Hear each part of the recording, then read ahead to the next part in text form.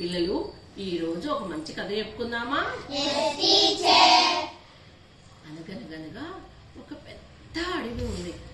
ఆ అడవిలో ఒక చెట్టు మీద కాకి పిల్ల రెండు నివసిస్తూ ఉండేవి. అయితే కాకి పిల్ల చిన్నది కదా, ఈ కాకి ఏం చేసేది, ఆహారాన్ని తీసుకొని వచ్చి కాకి పిల్లకి ఇచ్చేది. కాకి పిల్ల ఆహారాన్ని తినేసి చక్కగా ఉండేది. కానీ ఒకరోజు ఏమైందో తెలుసా, ఈ కాకి పిల్ల బొంగ మూత పెట్టుకొని నీరసంగా కూర్చొనుంది. అది ఈ కాకి ఉందే, కాకి గమనించింది. ఏంది ఈరోజు నా కాకి పిల్ల ఎందుకు అలా నీరసంగా ఉంది, అడుగుదాం ఆగు అనుకుంది. నాన్నా కన్నా, ఎందుకు నాన్న ఈరోజు అంత అలా నీరసంగా ఉన్నావు? కాకి పిల్ల అనింది, అమ్మా నాకు నా కలర్ నచ్చట్లేదు మా, నేను ఓన్లీ బ్లాక్. అంతా నా చుట్టూ అంతా రంగులుగా చక్కగా అందంగా ఉన్నాయి, అందుకే అవి చాలా ఆనందంగా ఉన్నాయి. కానీ నేను చూడు ఓన్లీ బ్లాక్, అందుకని నేను నచ్చట్లేదు, అందుకే నేను ఆనందంగా లేనమ్మా అనింది కాకి పిల్ల. అప్పుడు కాకి అనింది, పిచ్చిదానా నువ్వు చాలా అందంగా ఉన్నావే, నీకు తెలియదు, నాకు తెలుసు, నువ్వు నలుపైన కూడా చాలా అందంగా ఉన్నావు. కాదమ్మా నాకు ఈ కలర్ నచ్చలేదు, ఏం చేయాలి, నాకు నచ్చలేదు అని కాకి పిల్ల మరలా ఏడవడం మొదలుపెట్టింది. అప్పుడు కాకి అనింది, సరే నీకు రెక్కలు వచ్చేసాయి కదా, ఒక్కసారి వెళ్ళి చుట్టూ ప్రపంచాన్ని, ఈ అడవిలో ఉన్న మొత్తం అన్ని మూలలు తిరిగేసి చక్కగా సాయంత్రానికి ఇంటికి చేరుకో. సరేమ్మా నేను అడవి అంతా తిరిగి వస్తాను అని చెప్పి కాకి పిల్ల బయలుదేరింది. బయలుదేరింది. కాకి పిల్ల చూడండి, కావు కావు కావు కావు కావు కావు అని అడివంతా అటు కాసేపు ఇటు కాసేపు ఏమని ఎగురుతుంది నాన్న, ఏమని అంటూ ఎగురుతుంది, కావు కావు అని ఎగురుతుంది. అప్పుడే దానికి దూరంగా ఇలా వస్తూ ఉంటే ఒక మంచి తెల్లటి పక్షి కనిపించింది. ఇది హంసలా ఉంది, ఎంత అందంగా ఉందో, అబ్బా చాలా అందంగా ఉంది అని కాకి పిల్ల అనుకుంది. నేను వెళ్ళి పలకరిస్తాను అని చెప్పి హంస దగ్గరికి వెళ్ళింది. హంస దగ్గరికి వెళ్ళి, హంస చాలా అందంగా ఉన్నావు, చాలా తెల్లగా ఉన్నావు, నీవు ఇంత తెల్లగా ఉన్నావు కదా, అందుకే చాలా ఆనందంగా ఉన్నావు కదా హంస అని అడిగింది. దానికి హంస, నేనా ఆనందంగానా,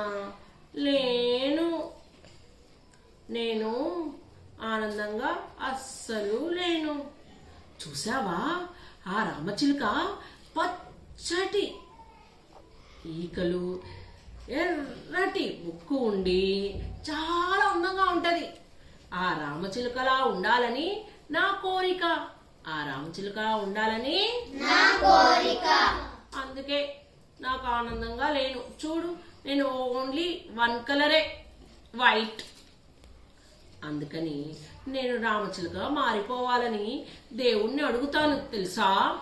అవునా, రామచిలుక అంత అందంగా ఉంటుందా, అయితే నేను కూడా రామచిలుకతో కలిసి పలకరిస్తాను, రామచిలుకనే కలిసి పలకరిస్తాను ఓకే అని చెప్పి అక్కడి నుంచి మళ్ళా కాకి కావు కావు కావు కావు కావు అని అడివంతా తిరుగుతుంది.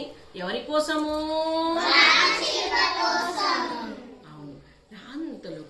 రామచిలుక కనిపించింది. రామచిలుక ఒక చెట్టు మీద ఇలా కూర్చొని ఉంది. ఇలా కూర్చొని రామచిలుక చెట్టు మీద కూర్చొని ఉంది. అప్పుడు కాకి పిల్ల దూరం నుంచి రామచిలుకను చూసి, అబ్బా ఎంత అందంగా ఉందో, పచ్చటి ఈకలు, ఎర్రటి ముక్కు, భలేగా ఉంది, భలేగా నేను వెళ్ళి పలకరిస్తాను రామచిలుకని అని చెప్పి ఆ చెట్టు మీదకి వచ్చి వాలింది. ఆ చెట్టు మీదకి వచ్చి వాలి, రామచిలుక నువ్వు చాలా అందంగా ఉన్నావు, అందుకే నువ్వు చాలా ఆనందంగా ఉంటావు కదా అని అడిగింది. దానికి రామచిలుక, అవునా, నేను అందంగా ఉన్నానా?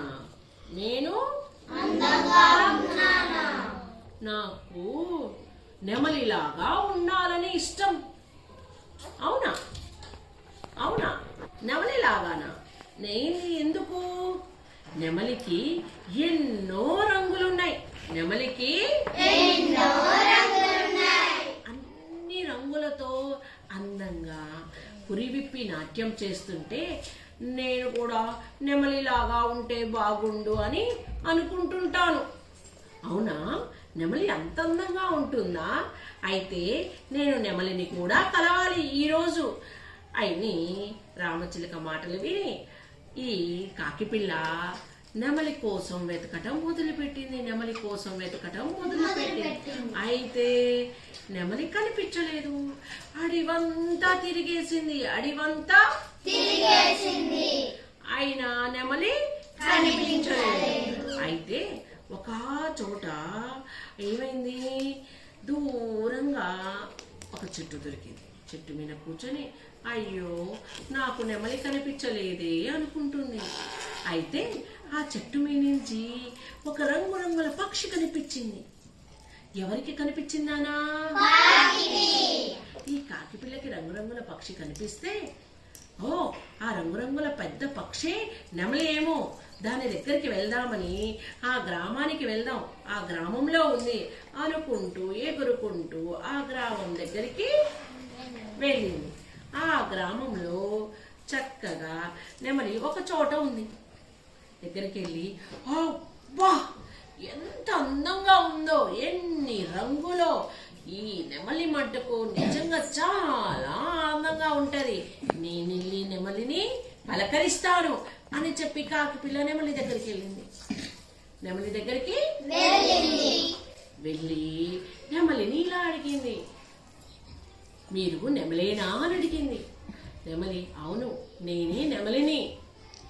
అవునా, ఈ రంగురంగుల ఈకలు చూసి అనుకున్నాను మీరే నెమలేని.